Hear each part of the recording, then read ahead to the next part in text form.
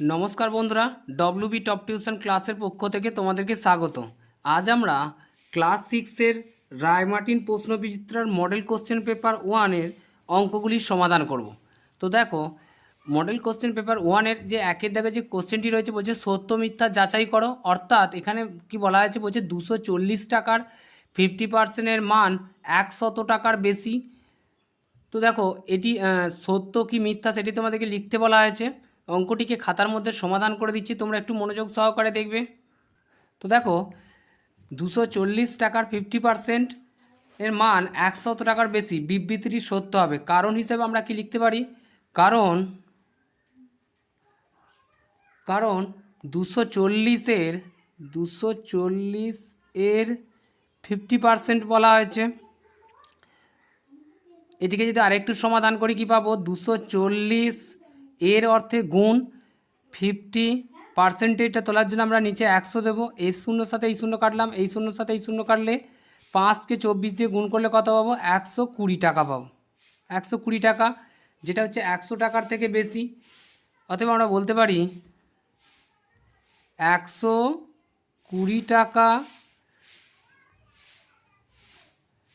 100 টাকা থেকে বেশি, তেব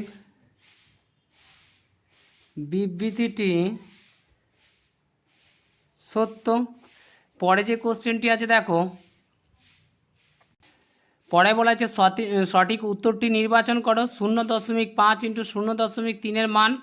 তো দেখো, অঙ্কটিকে আমরা খাতার মধ্যে সমাধান করে দিচ্ছি। তো দেখো, এখানে কি বলা আছে, 0.5 ও 0.3-এর মান নির্ণয় ইন্টু 0.3-এর মান নির্ণয় করতে বলা আছে। এটিকে যদি একটু সমাধান করি, দেখো এখানে দশমিকের পর এক আছে, উপরে আমরা 5 দিলাম, দশমিকটাকে যদি আমরা 1 ধরি, পরে একটি সংখ্যা আছে তাই একটি শূন্য দেব, ইন্টু এক্ষেত্রেও 3কে উপরে দিলাম, দশমিককে যদি আমরা 1 ধরি, পরের একটি সংখ্যা শূন্য। অর্থাৎ এটিকে যদি আমরা উপর নিচে কেটে দিই কী পাবো, দেখো এটিকে আরেকটু সহজভাবে উপর নিচে না কেটে অঙ্কটিকে আরও সহজভাবে সমাধান করা যায়। 3 5-এ গুণ করলে কত হবে, উপরে উপরে গুণ করলে আমরা পাবো 15, নিচে 10 আর 10-এর গুণ করলে কত পাবো, 100। দেখো, একের পর কটা শূন্য আছে, দুটো শূন্য আছে। আমরা কি করব, এই 15কে লিখে জাস্ট 2 ঘর এইদিকে দশমিক সরিয়ে দেবো। একের পর কটি শূন্য আছে, দুটো শূন্য আছে, তাই দশমিককে আমরা এখানে 2 ঘর সরিয়ে দেবো, অর্থাৎ 0.15। অতএব এর মান কত পেলাম, এর মান সমান সমান হবে 0.15 হবে এটির মান। দেখো, এটিকে উপর নিচে কাটলে হতো 5 দুগুণে 10 হতো, তাহলে 20 দিয়ে তোমাকে 3কে ভাগ করতে হতো। আর এক্ষেত্রে কী করতে হলো, ভাগ করতে হলো না, 3 5-এ 15 গুণ করলাম, দুটো শূন্য আছে একের গায়ে, তাই 2 ঘর দশমিক বাম দিকে সরিয়ে দিলেই অ্যান্সারটি পেয়ে যাবো। তাহলে ভাগ করতে যে সময়টি লাগতো সেটি আর লাগবে না। পরে কোশ্চেনটি আছে দেখো, তো দেখো এখানে বলছে শূন্যস্থান পূরণ করো 0.316, 6-এর উপরে পৌনঃপুনিকের চিহ্ন দেওয়া রয়েছে, এটি ড্যাশ আবৃত্ত দশমিক ভগ্নাংশ। তো এর অ্যান্সারটি কী হবে, দেখো এটিকে আমরা বলতে পারি মিশ্র আবৃত্ত দশমিক ভগ্নাংশ। কারণ হিসেবে কি বলতে পারি, দেখো আমরা যদি 0.316 এদিকে যদি একটু সমাধান করি কি পাবো, দেখো সমান আমরা এই 316 তুলনা কোন সংখ্যাটির উপর পৌনঃপুনিক ছিল, এই দেখো দশমিকের এইদিকে 2 ঘর আছে। তো দেখো এক্ষেত্রে এই যে দুটি সংখ্যা আছে, যার মাথায় পৌনঃপুনিক বা আছে সেই সংখ্যাটিকে বাদ দিয়ে বাকি যে সংখ্যাটি আছে সেটি কী করবো, আমরা এর থেকে মাইনাস করে দেবো, অর্থাৎ 31 আমরা মাইনাস করে দেবো। পরে দেখো একটির মাথায় পৌনঃপুনিক আছে তাই একটি 9 দেবো, দশমিকের এই দিকে 2 ঘরে কোনো পৌনঃপুনিক চিহ্ন নেই, সেক্ষেত্রে আমরা দুটি শূন্য দেবো।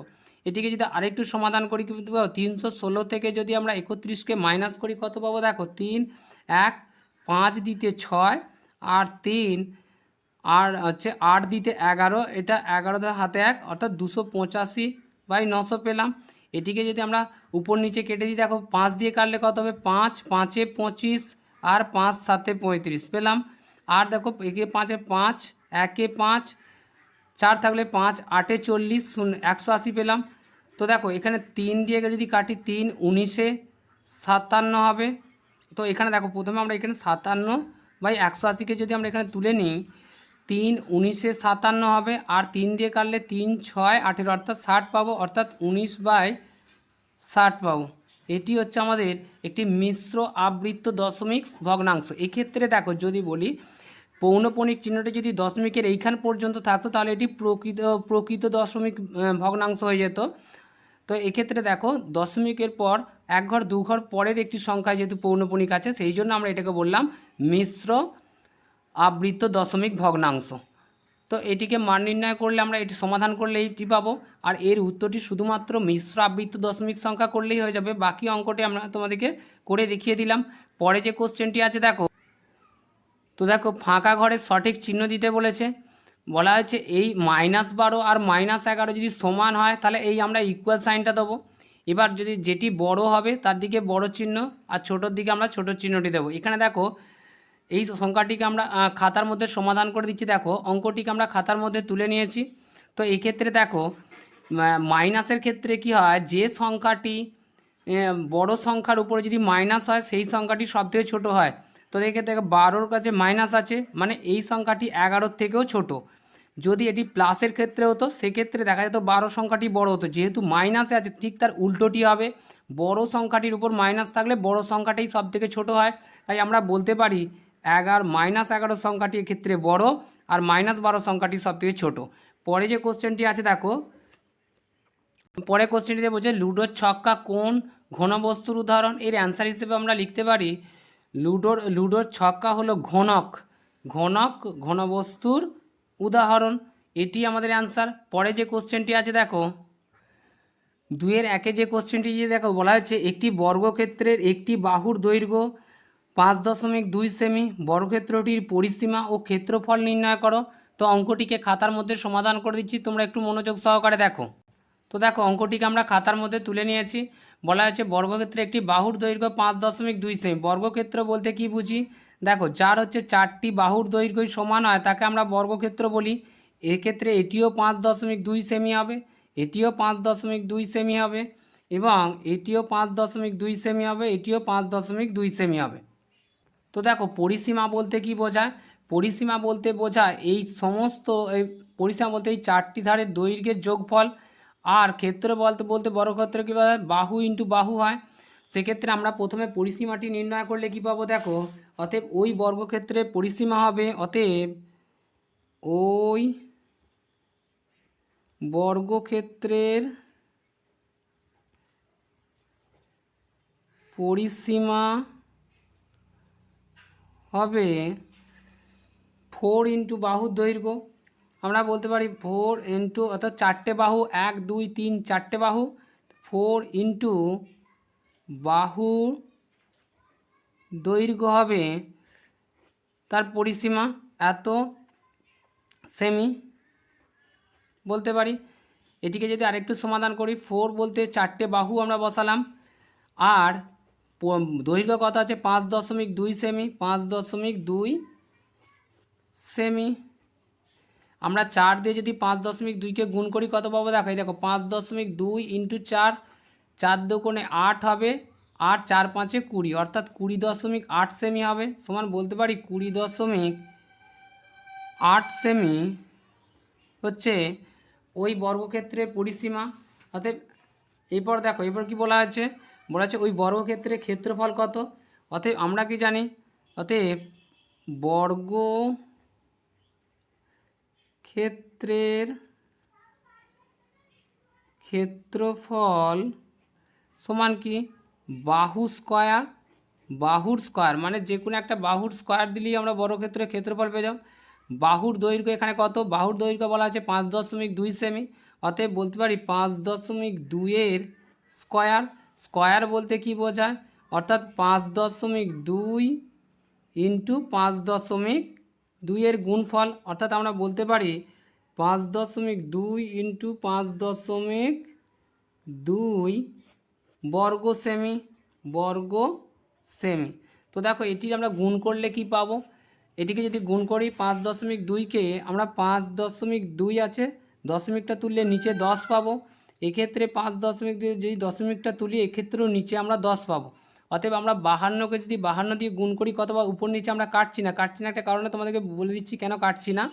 সেক্ষেত্রে দেখো নিচে যদি আমরা 10 আর 10-এর গুণ করি 100 পাবো, আর 52কে যদি 52 দিয়ে আমরা গুণ করি সেক্ষেত্রে কত পাবো দেখো, আমরা যদি 52 ইন্টু 52 করি, 2 2 4, 5 দিয়ে কত হবে 10, আর 5 দুগুণে 10-এর 0, হাতে 1, 5 5-এ 25, আর 1 কত পাবো 26, অর্থাৎ 4 হলো, 0 হলো, 6 আর 1-এ 7 হলো, আর এই 2 27 10 2704 পাবো।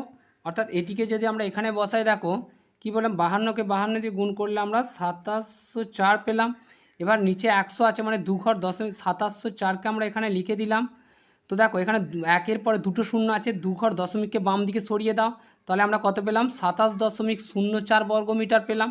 অতএব আমরা এখানে কি লিখতে পারবো, সমান 27.04 বর্গ সেমি হচ্ছে ওই বর্গক্ষেত্রের ক্ষেত্রফল। অতএব অ্যান্সার হিসেবে আমরা কি লিখতে পারি, অতএব অ্যান্সার হিসেবে লিখতে পারি বর্গক্ষেত্রের পরিসীমা হচ্ছে 20.8 সেমি, 20.8 সেমি ও ক্ষেত্রফল 27.04 বর্গ সেমি। এটি আমাদের অ্যান্সার। পরে যে কোশ্চেনটি আছে দেখো, তো দেখো দুইয়ের যে কোশ্চেনটি আছে বলছে প্রদত্ত ভগ্নাংশগুলিকে শতকরায় প্রকাশ করি, শতকরায় প্রকাশ করে মানের ঊর্ধ্বক্রমে সাজাও। অর্থাৎ ঊর্ধ্বক্রমে বলতে কি বোঝায়, ছোট থেকে বড়, ঊর্ধ্বক্রমে বলতে বোঝায় কি ছোট থেকে বড়। তো দেখো সেক্ষেত্রে আমরা কি পাবো, মানের ঊর্ধ্বক্রমে প্রথমে আমরা এই ভগ্নাংশগুলিকে শতকরায় প্রকাশ করব, প্রকাশ করার পর সেগুলিকে ঊর্ধ্বক্রমে সাজাবো। তো দেখো অঙ্কটিকে আমরা খাতার মধ্যে সমাধান করে দিচ্ছি, তোমরা একটু মনোযোগ সহকারে দেখো।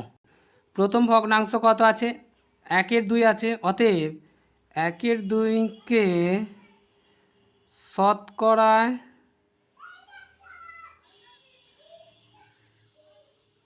প্রকাশ করে পাই। একে যদি শতকরায় প্রকাশ করি 1-এর 2 ইন্টু 100, 2 দিয়ে কাটলে আমরা 50 পাবো। অতএব বলতে পারি শতকরায় প্রকাশ করলে আমরা পেলাম 50% পেলাম। পরে যেটি আছে দেখো, 1-এর 4কে শতকরায় প্রকাশ করে পাই, এটা আমরা লিখছি না, উপরে একই লেখা বলে। তারপর দেখো 1-এর 4 ইন্টু 100, 4 দিয়ে কাটলে 4, 25-এ 100 হয়, অতএব কত পাবো 25% পাবো। পরেরটি দেখো, এই 3-এর 5কে যদি আমরা শতকরায় প্রকাশ করি কত পাবো, শতকরায় প্রকাশ করে পাই 3/5 ইন্টু 100, শতকরায় প্রকাশ করতে বলে তাকে 100 দ্বারা গুণ করতে হয়। সেক্ষেত্রে দেখো 5 দিয়ে যদি 100কে কাটি 5 20 হয়, 20 দিয়ে 3কে গুণ করলে কত হবে 60%। তো দেখো আমাকে কি বলা হয়েছে, ছোট থেকে বড়, এক্ষেত্রে সবথেকে ছোটো কোনটা বেরিয়েছে, এই সংখ্যাটি বেরিয়েছে। অতএব এই সংখ্যাটি ভগ্নাংশ কোনটি আছে 1-এর 4, অতএব আমরা বলতে পারি মানের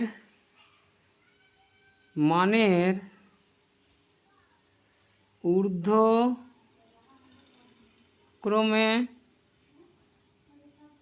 সাজিয়ে পাই। প্রথমে আমরা 1-এর 4 দেব, এরপর কে আছে 60 আর 50-এর মধ্যে ছোট আছে 50, অর্থাৎ আমরা 1-এর 2 দেব, আর তারপরে যেটি আছে 3-এর 5, এটি আমাদের অ্যান্সার। পরে যে কোশ্চেনটি আছে দেখো, 3-এর 1-এর দাগে যে কোশ্চেনটি দিয়েছে দেখো, বলছে তোমাদের পরিবারের মোট মাসিক খরচের 4,750 টাকা খাওয়ার জন্য ব্যয় হয় এবং অন্যান্য খরচ হয় 5,900 টাকা। যদি খাওয়া খরচ 10% বাড়িয়ে, অর্থাৎ এই 4,750 টাকার ওপর যদি 10% বৃদ্ধি পায় এবং অন্যান্য খরচ অর্থাৎ 5,900 টাকার ওপর 16% যদি কমানো হয়, তাহলে মোট মাসিক খরচ বাড়বে না কমবে সেটি নির্ণয় করতে বলা হয়েছে। তো দেখো অঙ্কটিকে আমরা খাতার মধ্যে সমাধান করে দিচ্ছি। তো দেখো অঙ্কটিকে আমরা খাতার মধ্যে তুলে, পরিবারের মাসিক মোট খাওয়ার জন্য ব্যয় হয় কত 4,750 টাকা, অন্যান্য খরচের জন্য ব্যয় হয় 5,900 টাকা। অতএব আমরা বলতে পারি কি, অতএব আমরা বলতে পারি যে খাওয়া খরচ 10% বৃদ্ধি পায়, খাওয়া খরচ 10% বৃদ্ধি পায়। অতএব মোট খাওয়া খরচ বৃদ্ধি পায়। মোট খাওয়া খরচ কত বৃদ্ধি পায়? আগে খাওয়া খরচ ছিল 4,750 টাকা, এর ওপর 10% বৃদ্ধি পায়, অর্থাৎ এই পার্সেন্টেজটি ওঠার জন্য নিচে 100 আর উপরে 10, এই শূন্যর সাথে শূন্য কাটলাম, এই শূন্য শূন্য কেটে গিয়ে 475 টাকা মোট পূর্বের তুলনায় 475 টাকা খরচ বৃদ্ধি পায়। আবার কি বলা হয়েছে? অন্যান্য খরচ 16% হ্রাস পায়। অন্যান্য খরচ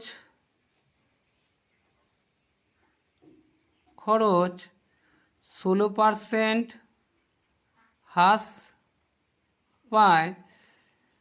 অতএব মোট অন্যান্য হচ্ছে মোট অন্যান্য খরচ হ্রাস পায়। মোট অন্যান্য খরচ হ্রাস পায় কত? আগে অন্যান্য খরচ ছিল 5,900 টাকা, এর উপর 16% হ্রাস পায়। পার্সেন্টেজটি ওটার জন্য নিচে 100, এই শূন্য শূন্য কাটলাম, এই শূন্যর সাথে শূন্য কেটে দিলাম। যদি 59কে আমরা 16 দিয়ে গুণ করি, 6 16 হয় 96, তার থেকে 16 বাদ দিলে অর্থাৎ 960 থেকে যদি আমরা 16 মাইনাস করি কত পাবো? 960 থেকে আমরা 16 মাইনাস করলে পাবো 944, অর্থাৎ 59কে আমরা 16 দিয়ে গুণ করলে পাবো 944 টাকা। তো দেখো, তোমরা যদি বুঝতে না পারো, এখানে দেখো 59কে যদি আমরা 16 দিয়ে গুণ করি কত পাবো? 6 9 54, 4 হাতে 5, 5 6 30, আর 5-এ কত হবে? 35 পাবো। এখানে দেখো 9 1-এ 9 আর হচ্ছে 5 1-এ 5, 4 হলো, 9 আর 5-এ 14, 4 হলো, হাতে 1, 5 3 8 1 9, 944 টাকা পেলাম। অতএব 944 অন্যান্য খরচ হ্রাস পায় 944 টাকা। এক্ষেত্রে আমরা বলতে পারি খাওয়া খরচ যে পরিমাণে বৃদ্ধি পেয়েছে, অতএব আমরা অ্যান্সার হিসেবে লিখতে পারি কি? খাওয়া খরচ যে পরিমাণ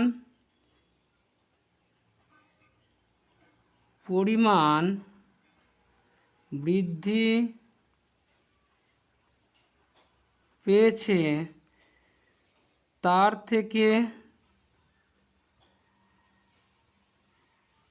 থেকে বেশি পরিমাণ অন্যান্য খরচ হ্রাস পেয়েছে। অতএব পরিবারের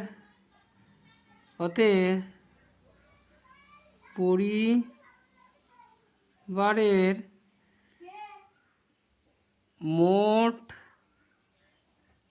মাসিক খরচ হ্রাস পায় কত? 944 মাইনাস 475, এটিকে যদি আমরা মাইনাস করি কি পাবো? 944 থেকে আমরা যদি 475কে মাইনাস করি, 5 9 দিতে 14, 8 6 দিতে 14, হাতে 1, 5 4 দিতে 9, অর্থাৎ 469 টাকা। 469 টাকা মোট মাসিক খরচ কম হবে। এটি আমাদের অ্যান্সার। পরে যে কোশ্চেনটি আছে দেখো, পরে যে কোশ্চেনটি দিয়েছে দেখো, বলা হচ্ছে 1057টি খাতা, 1510টি পেন্সিল ও 906টি কলম মজুদ আছে। সবচেয়ে বেশি কতজন ছাত্রকে জিনিসগুলি সমান ভাগে ভাগ করে দেয়া যাবে এবং প্রত্যেক ছাত্র কতগুলি করে কি কি জিনিস পাবে সেটি আমাদেরকে নির্ণয় করতে বলা হয়েছে। তো দেখো, অঙ্কটিকে আমরা খাতার মধ্যে সমাধান করে দিচ্ছি। তো দেখো, অঙ্কটিকে আমরা খাতার মধ্যে তুলে নিয়েছি। সবচেয়ে বেশি যতগুলি ছাত্র সমানভাবে জিনিসগুলি পাবে তা হলো 1057, 1510 ও 906-এর গসাগু। দেখো, এই গসাগুটা তোমরা সংক্ষিপ্ত পদ্ধতিতেও করতে পারো, ভাগ পদ্ধতিতে করতে। এই ধরনের বড় গসাগুর ক্ষেত্রে তোমরা ভাগ পদ্ধতিতে করবে, সবথেকে বেশি সহজ হবে। সেক্ষেত্রে কি করবে তোমরা, সবচেয়ে যে ছোট সংখ্যাটি আছে সেই সংখ্যাটির দিকে তার থেকে একটু বড় সংখ্যাকে ভাগ করে, এখানে সবচেয়ে ছোট আছে 906, আমরা 906 দিয়ে প্রথমে আমরা এই 1057কে ভাগ করব। তো দেখো এখানে যদি আমরা 1 দিয়ে করি কী হবে, 906 একে এখানে 906 হবে, এটাকে মাইনাস করলে কি পাবো দেখো 6, 1 দিতে 7, আর এখানে দেখো এখানে 5 নামলো বিয়োগ করে 9, 1 দিতে 10, এইটা 10 10 হাতে 1 একে মিলে গেল, বাম দিকে শূন্য হয় না।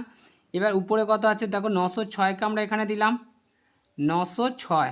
এক্ষেত্রে দেখো আমরা যদি 6 দিয়ে ভাগ করি তাহলে আমরা 906 পাবো, অর্থাৎ 151কে যদি আমরা 6 দিয়ে গুণ করি, 6 1 6, 5 6 30 0, হাতে 3, 6 1 6 3 9, 906 পাবো।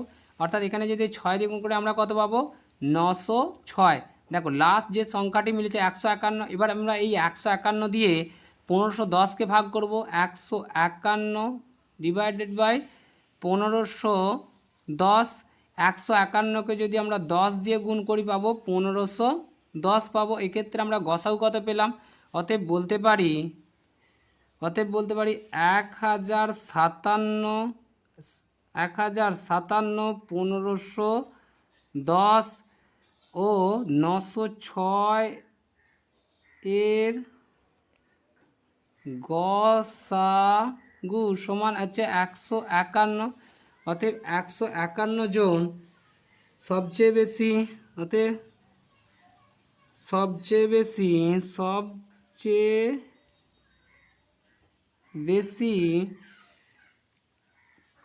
151 জন ছাত্রকে সমান ভাগে ভাগ করে দেওয়া যাবে। অর্থাৎ এখানে আমরা একটি অ্যান্সার পেলাম। পরে যেটি বলা হয়েছে যে প্রত্যেক ছাত্র খাতা পাবে, তে প্রত্যেক ছাত্র খাতা পাবে। খাতা কত বলা হয়েছিল, খাতা বলা হয়েছিল যে 1057টি, অর্থাৎ 1057 হয়তো 151 জনকে ভাগ করে দিতে হবে। 151 জনকে ভাগ করে দিলে আমরা কত পাবো, 151 দিয়ে যদি 1057কে ভাগ করি আমরা 7 পাবো, সমান 7টি করে প্রত্যেকে খাতা পাবে। আর প্রত্যেক ছাত্র পেন্সিল পাবে।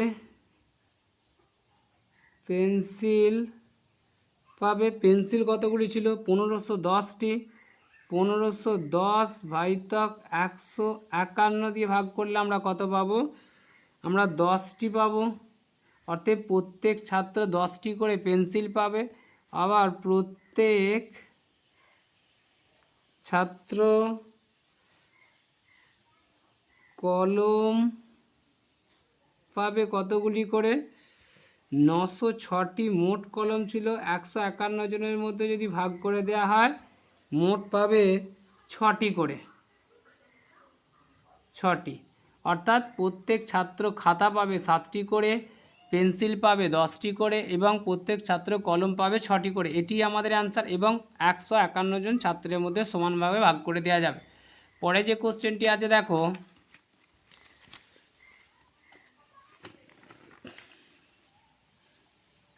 পরে যে কোশ্চেনটি দিয়েছে দেখো, বলছে একটি আয়তক্ষেত্রাকার দৈর্ঘ্য হচ্ছে 40 মিটার, পরিসীমা 120 মিটার হলে আয়তক্ষেত্রের ক্ষেত্রফল কত। বলেছে আয়তক্ষেত্রের দৈর্ঘ্য 40 মিটার এবং পরিসীমা 120 মিটার, আয়তক্ষেত্রের ক্ষেত্রফলটা আমাদেরকে নির্ণয় করতে হবে। তো দেখো অঙ্কটিকে আমরা খাতার মধ্যে সমাধান করে দিচ্ছি। দেখো অঙ্কটিকে আমরা খাতার মধ্যে তুলে নিয়েছি।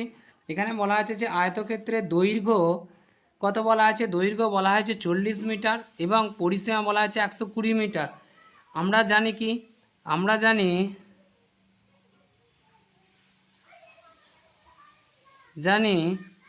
2 ইন্টু দৈর্ঘ্য প্লাস প্রস্থ, 2 ইন্টু দৈর্ঘ্য প্লাস প্রস্থ সমান পরিসীমা হয়। আমরা পরিসীমা পাবো। এবার দেখো এখানে 2 ইন্টু দৈর্ঘ্য কত আছে, দৈর্ঘ্য আছে 40 মিটার, আমরা 40 দিয়ে দিলাম, প্লাস প্রস্থটা আমাদের দেওয়া নাই, প্রস্থ আমরা যেমন ছিল লিখে দিলাম, সমান পরিসীমা কত আছে 120 মিটার আমরা দিলাম। এখানে দেখো 2 কত আছে, 2 এখানে গুণে আছে, 2 এই বাম দিকে গুণে আছে, ইকুয়াল সাইনের বাম দিকে গুণে থাকলে আমরা ডান দিকে নিয়ে গেলে এই 2টি ভাগে বসবে, অর্থাৎ 40 প্লাস প্রস্থ সমান সমান 120 গুণে ছিল এইদিকে এসে ভাগে হবে 2। তো দেখো বা এটিকে যদি আরেকটু সমাধান করি পাবো 40 প্লাস প্রস্থ সমান কত পাবো আমরা, 120কে 2 দিয়ে ভাগ করলে কত পাবো 60 পাবো, অর্থাৎ 6 2 12 0 60 পাবো আমরা।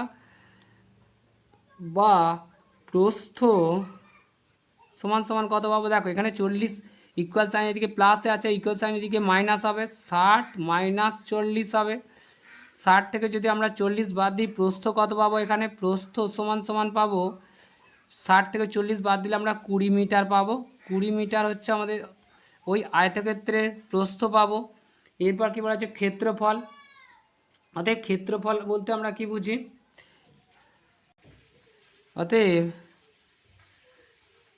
আয়তক্ষেত্রের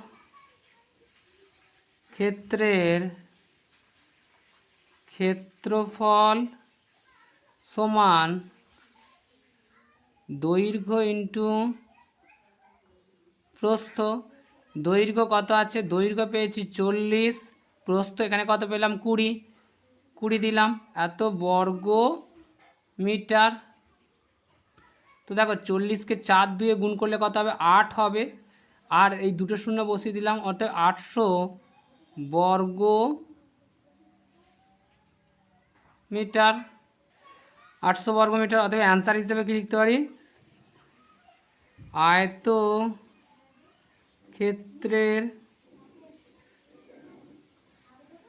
ক্ষেত্রফল 800 বর্গ মিটার, এটি আমাদের অ্যান্সার। পরে যে কোশ্চেনটি আছে দেখো, পরে যে কোশ্চেনটি দিয়েছে দেখো, বলছে রোজিনা বিবি তার জমির 0.35 অংশে বাড়ি করেছে ও বাকি অংশের অর্থাৎ বাড়ি করার পর যে অংশটি অবশিষ্ট আছে তার হচ্ছে 0.2 অংশে ফুলের চাষ করেছে। তিনি তার জমির মোট কত অংশে ফুলের চাষ করেছে তা হিসাব করো। দেখো অঙ্কটিকে আমরা খাতার মধ্যে সমাধান করে দিচ্ছি, তোমরা একটু মনোযোগ সহকারে দেখবে। তো দেখো অঙ্কটিকে আমরা খাতার মধ্যে তুলে নিয়েছি। রোজিনা বিবির মোট জমির পরিমাণ যেহেতু বলে দেওয়া নেই, সেক্ষেত্রে আমরা বলতে পারি কি, ধরি রোজিনা বিবির মোট জমি 1 অংশ, রোজিনা বিবি রোজিনা বিবি বাড়ি করেছেন 0.35 অংশে, অর্থাৎ 35-এর দশমিকটা তুললে আমরা 35-এর 100 অংশ বলতে পারি। এটিকে যদি 5 7 35 5 20 100 সমান কত, 7-এর 20 অংশ, অর্থাৎ রোজিনা বিবি মোট বাড়ি করেছে কত অংশে, 7-এর 20 অংশে বাড়ি করেছে। তো দেখো তাহলে অবশিষ্ট জমির পরিমাণ কত, অতএব অবশিষ্ট জমির পরিমাণ, মোট জমি 1 অংশ ছিল, সেই 1 অংশ থেকে আমরা বাদ দেবো কত, 7-এর 20 অংশ বাদ দিলাম।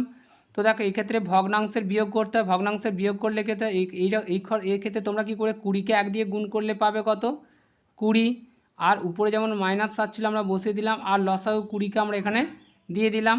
এত অংশ সমান 20 থেকে 7 বাদ গেলে কত পাবো 13 পাবো, অর্থাৎ 13-এর 20 অংশ এখনও তার কি আছে অবশিষ্ট আছে। এই অংশে এই এতটা অংশ জমি এখনও অবশিষ্ট আছে। এরপর কি বলা হয়েছে দেখো, তিনি ফুলের চাষ করেছেন অবশিষ্ট জমির 0.2 অংশ, অর্থাৎ অবশিষ্ট জমি আমরা কত পেয়েছি 13-এর 20 অংশ, 13-এর 20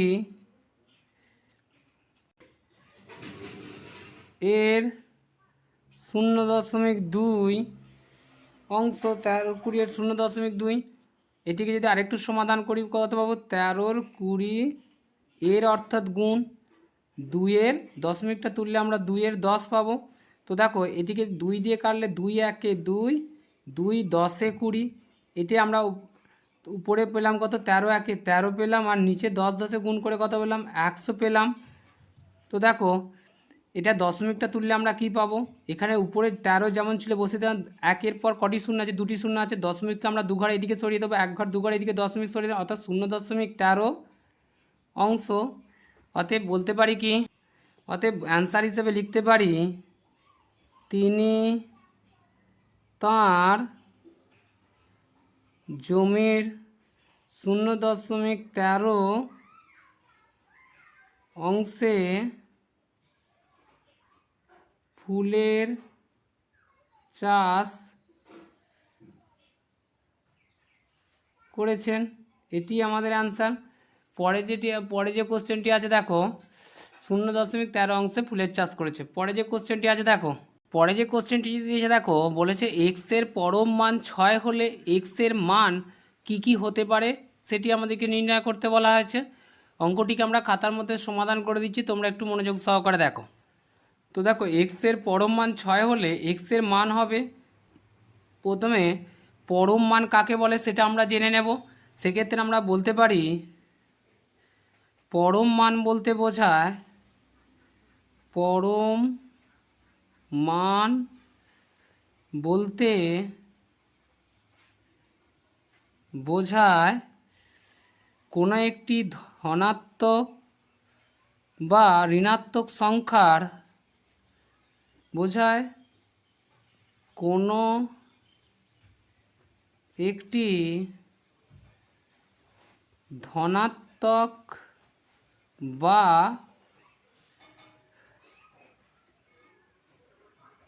ঋণাত্মক সংখ্যার শুধুমাত্র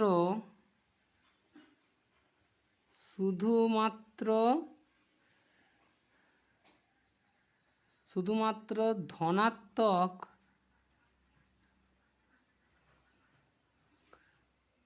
মানটিকেই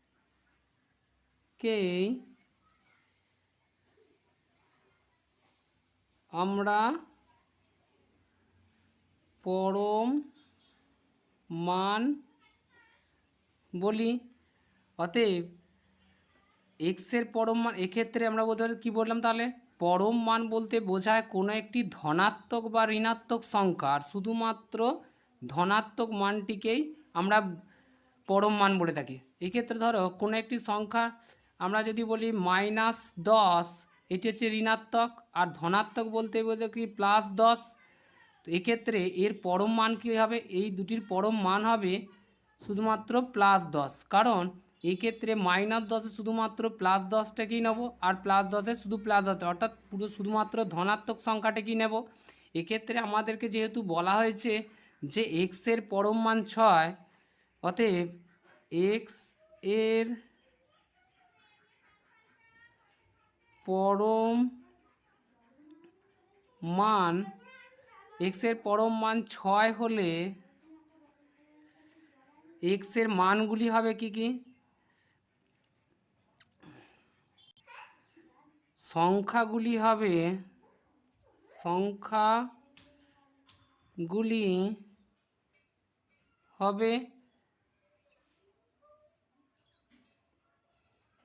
ধনাত্মক 6, অর্থাৎ +6, আরেকটি হবে কি ঋণাত্মক 6, অর্থাৎ -6। এই দুটি হবে আমাদের অ্যান্সার। অতএব এক্সের মান কী কী হতে পারে, একটি হবে +6, অপর একটি হবে কি -6। এটি আমাদের অ্যান্সার। এখানে তোমরা এইটি করার প্রয়োজন নেই, পরম মান বলতে কি বোঝায় সেটি বোঝানোর জন্য তোমাদেরকে আমরা এখানটা করে দিয়েছি। পরে যে কোশ্চেনটি আছে দেখো, পরে যে কোশ্চেনটি দিয়েছে দেখো, বলছে -25 টাকা জমা রাশিটির দ্বারা কি বোঝায়?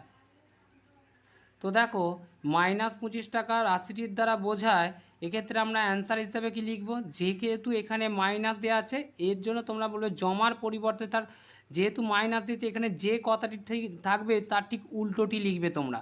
অতএব বলতে পারবে কি 25 টাকা খরচ, এক্ষেত্রে আর মাইনাসটি হবে না, এটি আমাদের অ্যান্সার। পরে যে কোশ্চেনটি আছে দেখো, পরে যে কোশ্চেনটি দিয়েছে দেখো, বলেছে সরল করো। এক্ষেত্রে দেখো বলেছে +25-এর বিপরীত সংখ্যা, অর্থাৎ +25-এর বিপরীত সংখ্যা বসাতে হবে, -7-এর পরম মান -6, এই সরলটিকে আমাদেরকে সমাধান করতে বলা আছে। তো দেখো এটিকে আমি খুব আস্তে আস্তে তোমাদেরকে বুঝিয়ে করাচ্ছি, তোমরা একটু মনোযোগ সহকারে দেখবে। তো দেখো অঙ্কটিকে আমরা খাতার মধ্যে তুলে নিয়েছি। এখানে বলা আছে +25-এর বিপরীত সংখ্যা। বিপরীত সংখ্যা বলতে আমরা কি বুঝি, এটা +25টাকে আমরা -25 দেব, এই মাইনাস চিহ্নটি আমরা এখানে দিলাম।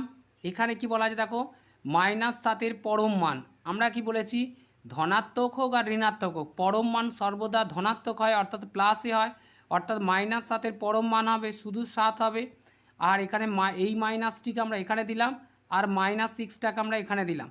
একে যদি এবার আমরা বন্ধনীগুলো তুলে নিই কী পাবো দেখো, এখানে -25 যেমন ছিল বসে যাবে, এই মাইনাসের সাথে +7-এর গুণ হলে এটা প্লাস, পরম মান +7 ছিল, প্লাসে মাইনাসে কী হবে -7 হবে, আর এটি মাইনাসে মাইনাসে +6 হবে। এটিকে যদি আর একটু সমাধান করি কী পাবো দেখো, -25 আর মাইনাসে মাইনাসে প্লাস, 25 আর সাথে যোগ করলে কত হবে 32 হবে, কিন্তু চিহ্নটি মাইনাসের হবে। আর কি এখানে +6 যেমন ছিল বসে যাবে। 32 থেকে যদি আমরা 6কে বাদ দিই কত হবে 26 পাবো, 26 পাবো, কারণ প্লাসে মাইনাসে মাইনাস বিয়োগ হবে। যেহেতু এটি 32-এর মানটি বড়, 6-এর থেকে 32 বড়, সেই জন্য এর চিহ্নটি বসবে এখানে -26 দেবো। এটি হচ্ছে আমাদের অ্যান্সার। পরের যে কোশ্চেনটি আছে দেখো, পরে দেখো বলা আছে বীজগাণিতিক যোগফল নির্ণয় করো, -13, -12, -7, +14 ও +10, এটিকে বীজগাণিতিক যোগফল নির্ণয় করতে বলা আছে। তো দেখো অঙ্কটিকে আমরা খাতার মধ্যে সমাধান করে দিচ্ছি। তো দেখো অঙ্কটিকে আমরা খাতার মধ্যে তুলে নিয়েছি, এটিকে সমাধান করলে অতএব আমরা কি পাবো -13, আমাদেরকে যেহেতু এটি যোগ করতে বলা আছে, প্লাস -12 প্লাস -7 প্লাস +14 প্লাস কত পাবো +10 পাবো, সমান এটি -13 যেমন ছিল বসবে, প্লাসে মাইনাসে -12, প্লাসে মাইনাসে -7, প্লাসে প্লাসে +14, প্লাসে প্লাসে +10। এবার দেখো এখানে কি আছে, মাইনাসে কটি সংখ্যা আছে দেখো, এখানে -13 আছে, -12 আছে, 13 আর 12, মাইনাসে মাইনাসে প্লাস, অর্থাৎ কত পাবো 13 আর 12 যোগ করলে আমরা 25 পাবো। কিন্তু এখানে যোগ বিয়োগের ক্ষেত্রে কি চিহ্নটা মাইনাসেরই হবে, এই -7 আমরা রাখলাম, আর +14 যেমন ছিল বসিয়ে দিলাম, +10 আমরা বসিয়ে দিলাম। এটিকে যদি আরেকটু সমাধান করি কী পাবো দেখো, মাইনাসে মাইনাসে প্লাস, অর্থাৎ 25 আর 7 যোগ করলে আমরা কত পাবো 32 পাবো। আর এখানে চিহ্নটি মাইনাসেরই হবে, +14 আর প্লাসে প্লাসে প্লাস 14 আর 10 কত হবে 24 হবে। 32 থেকে যদি আমরা 24কে প্লাসে মাইনাসে মাইনাস, 32 থেকে যদি আমরা 24কে মাইনাস করি কত পাবো 8 দিতে 12, হাতে 1, 3 8 পাবো। এখানে দেখো 8 দিলাম, কিন্তু এখানে কোন 32টি যেহেতু বড় সেই জন্য এর চিহ্নটা এখানে বসবে, তাই -8 হবে আমাদের অ্যান্সার। পরে যে কোশ্চেনটি আছে দেখো, পরে যে কোশ্চেনটি দিয়েছে দেখো 5-এর 1-এর দাগে কোশ্চেনটি দিয়েছে, বলছে একটি বক্রতল ও একটি সমতল দ্বারা গঠিত ঘনবস্তুর নাম। এক্ষেত্রে আমরা বক্রতল ও সমতল দ্বারা গঠিত একটি ঘনবস্তুর নামটি আমরা এখানে উল্লেখ করব দেখো। তো দেখো এখানে একটি বক্রতল ও একটি সমতল দ্বারা গঠিত ঘনবস্তুর নাম হলো কি, আমরা অ্যান্সার হিসেবে সময় লিখতে পারি যে এর অ্যান্সার হিসেবে লিখতে পারি হচ্ছে শঙ্কু। শঙ্কু হলো একটি বক্রতল ও একটি সমতল দ্বারা গঠিত ঘনবস্তু। তো দেখো শঙ্কু একটি বক্রতল ও একটি সমতল দ্বারা গঠিত ঘনবস্তুর নাম শঙ্কু। এটি কেন বলা হলো দেখো, পাশে একটি আমি ছবির সাহায্যে তোমাদেরকে দেখিয়ে দিচ্ছি। ধরো শঙ্কুর চিত্রটি কেমন হয়, এই রকম হয়, শঙ্কুর চিত্রটি এই রকম হয়ে থাকে। সেক্ষেত্রে এর নিচের ভূমিটি কেমন হয়, এরকম বৃত্তাকার হয়, অর্থাৎ এই বৃত্তটি হয়, এই অংশটি হয় সমতল, আর এই পাশে শঙ্কুর এটি হচ্ছে কি বক্রতল। এর একটি তাল এটি হচ্ছে বক্রতল, বক্রতল, আর বক্রতল হবে, আর এটি কি হবে এইখান এই অংশটুকু হবে কি সমতল, এই অংশটি হবে সমতল। সেই জন্য কি বলা হয়েছে বলছে একটি বক্রতল, আমরা একটি বক্রতল পেয়েছি, আর একটি সমতল বলা আছে, এই অংশটি সমতল। সেই জন্য এখানে বলা হলো কি একটি ঘনবস্তুর নাম হলো কি শঙ্কু। পরে যে কোশ্চেনটি আছে দেখো, তো দেখো এখানে কি বলা আছে দুয়ের যে এর আগের যে কোশ্চেনটি বলা আছে 5-এর 2-এর যে এর কোশ্চেনটি বলেছে সঠিক উত্তরটি নির্বাচন করবো যে কোন সুষম ঘনবস্তুর কোনো ধার নেই। এক্ষেত্রে দেখো ধার বা প্রান্ত সরলরেখা পাবো না, সেগুলো হচ্ছে প্রিজম, পিরামিড, চোঙ এবং হচ্ছে গোলক। এক্ষেত্রে গোলকের আমরা কোনোরূপ হচ্ছে ধার পাবো না। গোলকে কী আকৃতি হয়, গোলক হচ্ছে এরকম বৃত্তাকৃতির হয়, সেক্ষেত্রে এর কোনো ধার থাকে না। সেই জন্য আমরা বলতে পারি অ্যান্সার হিসেবে আমরা এই ডি এর অ্যান্সারটি দেব যে গোলকের কোনো ধার নেই। এখানে বলছে কোণহীন ঘনবস্তু কোনটি এবং উদাহরণ দাও। এই অ্যান্সারটিকে আমরা খাতার মধ্যে করে দিচ্ছি, দেখো। তো দেখো অ্যান্সার হিসেবে কি লিখতে পারি, একটি মাত্র তল দ্বারা গঠিত গোলক আকৃতির বস্তুর কোনোরূপ ধার নেই। এর যেমন হচ্ছে উদাহরণ হিসেবে আমরা দিতে পারি যেমন যেমন বল। 1 নম্বরে আমরা বলতে পারি বলের কোনোরূপ ধার নেই, এর একটি মাত্র তল আছে, সেটি হচ্ছে বক্রতল। আর 2 নম্বরে আমরা উদাহরণ হিসেবে কি দিতে পারি যে কাঁচের গুলি, কাঁচের গুলি, এটি আমাদের অ্যান্সার। পরে যে কোশ্চেনটি আছে দেখো, পরে যে কোশ্চেনটি বলছে শূন্যস্থান পূরণ করো, ড্যাশ বা ড্যাশের নির্দিষ্ট কোনো দৈর্ঘ্য নেই। অ্যান্সার হিসেবে কি বলতে পারি যে সরলরেখা ও রশ্মি বা রশ্মির নির্দিষ্ট কোনো দৈর্ঘ্য নেই।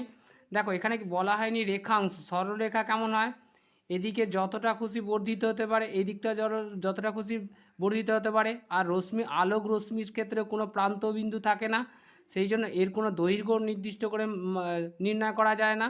সেই জন্য বলা হয়েছে কি সরলরেখা ও রশ্মির নির্দিষ্ট কোনোরূপ দৈর্ঘ্য নেই। পরে যে কোশ্চেনটি আছে দেখো, পরে যে কোশ্চেনটি পড়েছে দেখো সরলরেখার মাত্রা কটি। এক্ষেত্রে আমরা অ্যান্সার হিসেবে লিখতে পারি যে সরলরেখার মাত্রা হলো একটি। পরে যে কোশ্চেনটি আছে দেখো, পরে যে কোশ্চেনটি দিয়েছে দেখো বলছে সমরেখ বিন্দু বলতে কি বোঝো এবং চিত্র এঁকে দেখাও। এক্ষেত্রে আমরা অঙ্কটিকে খাতার মধ্যে করে দিচ্ছি। তো দেখো একটি সরলরেখা বা রেখার উপর একাধিক বিন্দু, একাধিক বলতে কি বোঝায়, একের অধিক, অর্থাৎ একের অধিক যতগুলি খুশি বিন্দু হতে পারে, একাধিক বিন্দু থাকলে তাকে সমরেখ বিন্দু বলে। যেমন আমরা উদাহরণ হিসেবে যেমন তোমরা পেন্সিলের সাহায্যে এটি আঁকবে, আমি পেনে করে দিচ্ছি। তো দেখো ধরো এই একটি সরলরেখা, এই একটি সরলরেখা এ বি, এর ওপর একাধিক বিন্দু থাকলে, এইরকম একাধিক বিন্দু থাকলে তাকে সমরেখ বিন্দু বলা হয়। এরকম একাধিক বিন্দু থাকলে তাকে সমরেখ বিন্দু বলে। তোমরা এটা পেন্সিলের সাহায্যে করে এঁকে দেখাবে। তো এটি আমাদের অ্যান্সার। তো বন্ধুরা আজ এই পর্যন্তই, পরবর্তী সেটের অঙ্কগুলি আমরা পরবর্তী ক্লাসে সমাধান করে দেব।